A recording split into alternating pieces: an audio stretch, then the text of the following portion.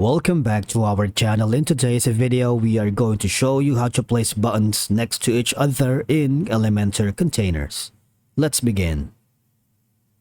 Okay, so the first thing you need to do is to log in using your credentials. If this is your first time in WordPress, just click on the Create an Account option, and from here all you have to do is continue with Google. You can continue with your Apple account, your GitHub. You can also use your business or working email, and by following the on-screen instructions, you are all set. Okay, so placing buttons next to each other in Elementor containers can serve a lot of purposes and provide various benefits for your website and design and user experience, because I believe that placing buttons here next to each other can create a visually appealing layout that attracts attention and encourages interaction. Now, it can make your content more engaging and easier to navigate, especially for users who prefer scanning rather than reading long blocks of text.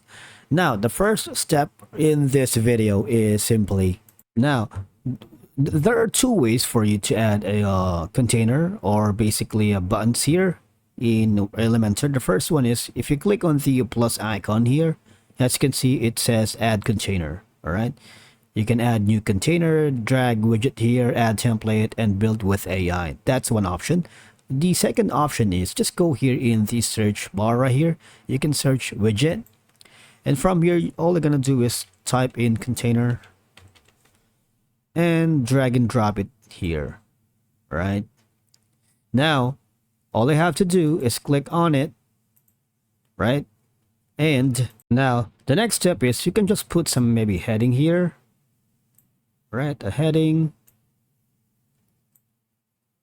right, or also a gonna be a button right here, maybe around here, and another button. You can simply drag and drop another button, but if I were you, I'm just gonna duplicate it right here. Okay, now the next step is, now from here, as you can see, placing buttons next to each other is a little bit tricky, but we can do it. It's doable. All I have to do is click on the buttons right here and go to container. And from here, you can, there's a lot that you can do from here. You can choose the row horizontal. As you can see, the buttons are already placed next to each other. All right. But there are also a way for you, when you click on the column vertical, it'll be back in its original form. You can also use the row reverse, but the problem is it's not centered. So you can use the justify content right here. You can put it something like in the center, in the end, or you can also put some space in between. So it's up to you. All right. You also have the option for the gaps. I don't know, maybe from 20, make it like 50, right? So, or like 100. It doesn't matter, because the placing of the buttons would matter depending on the template that you have used. But for now, let's put it in the as you can see, because we don't put some gaps, let's make it the 20 again. All right. Now only that, because after placing it, as you can see, the texts are not aligned. So maybe you can put the heading just below the button. There you go. Okay, so maybe we can delete this one right here, right? And put this at the very top. But the problem is we need to get some spacing right here when I make it right, because as you can see, it doesn't look good, right? There you go. Now, once you're happy with that, you can click on the preview changes, the eye icon in the lower left corner. As you can see, it looks good. That's how you place the buttons.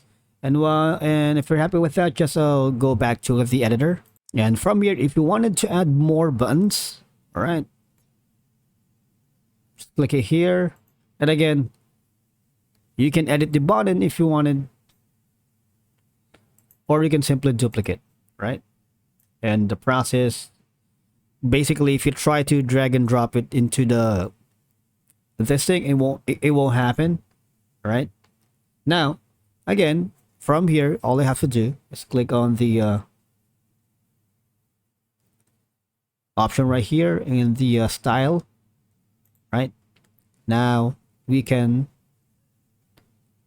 simply go here at the button, because when you click it, you have the option for typography right here.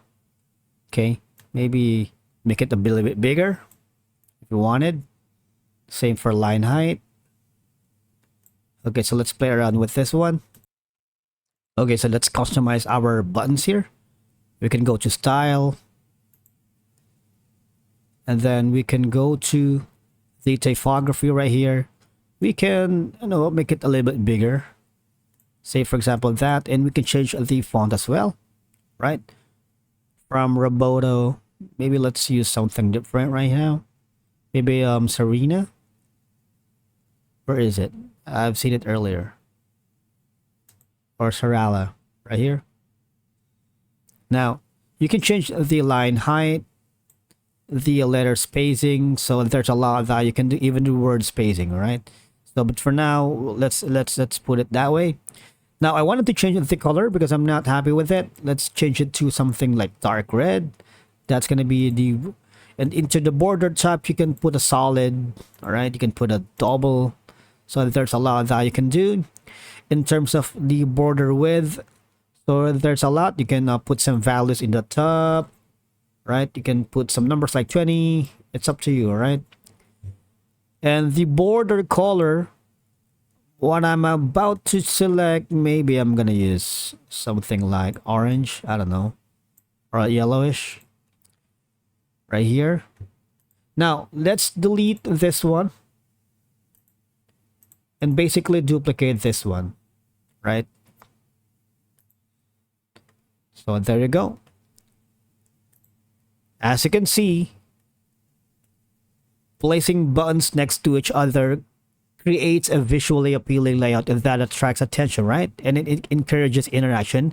It can make your content more engaging and easier to navigate, especially for users who prefer scanning rather than reading long blocks of text, right?